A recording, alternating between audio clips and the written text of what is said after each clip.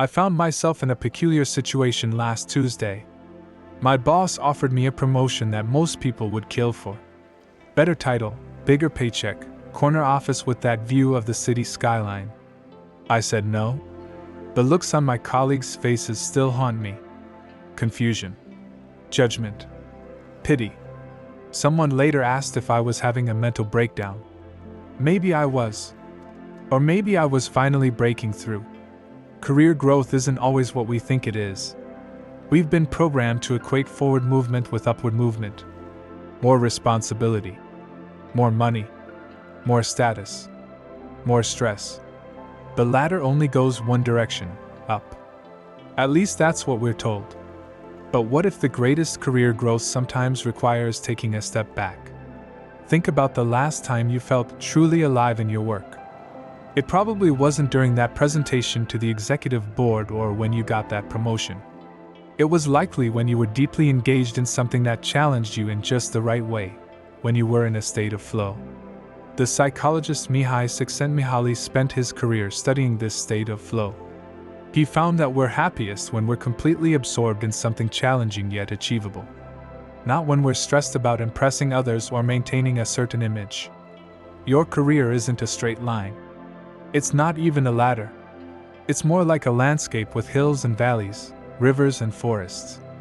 Sometimes the path forward requires you to double back, cross a stream, or climb down before climbing up again.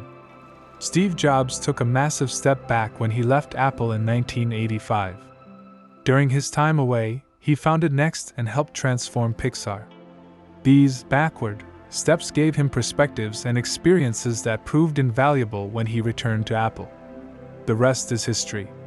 The career growth paradox challenges us to redefine what progress really means. Progress isn't always more, sometimes it's different. Sometimes it's less. Many of us chase promotions and raises because we think they'll make us happy. The ancient Stoics called this a preferred indifferent, something we might prefer to have but that isn't actually essential for our happiness.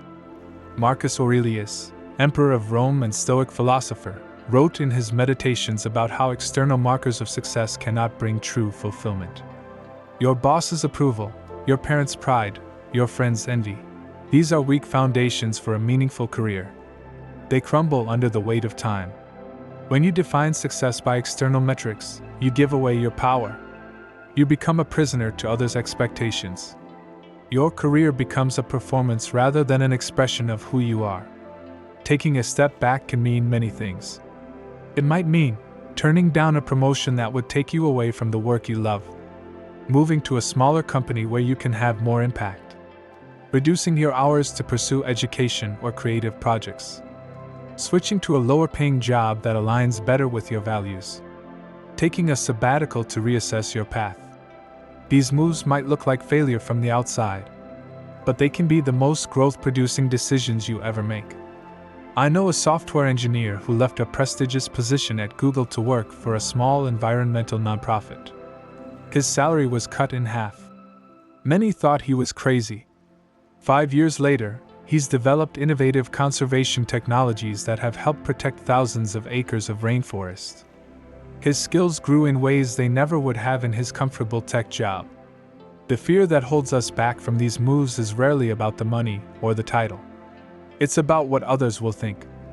It's about our own identity. Who am I if I'm not successful in the conventional sense? What will my parents say?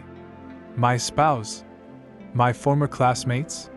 Psychologist Alfred Adler, a contemporary of Freud, talked about the courage to be disliked. He believed true freedom comes when we stop living for others' approval and start living for our own growth. Taking a career step back often requires this exact courage. The truth is that people care far less about your career choices than you think. They're too busy worrying about their own lives. And those who do judge you harshly? They're often projecting their own fears and insecurities. Growth isn't always comfortable. In fact, real growth rarely is. It often feels like loss before it feels like gain. The caterpillar must surrender its identity completely before it becomes a butterfly. So before you automatically climb the next rung on your career ladder, ask yourself, is up really forward for me right now? Or is my true path leading somewhere else, somewhere that might look like down or sideways to others but feels right to me? The paradox of career growth is that sometimes the most progressive move feels regressive. The most ambitious choice looks unambitious. The smartest decision appears foolish. Your career is not a performance for others to judge. It's a journey for you to experience. And sometimes the most important steps on that journey take you backward before they propel you forward.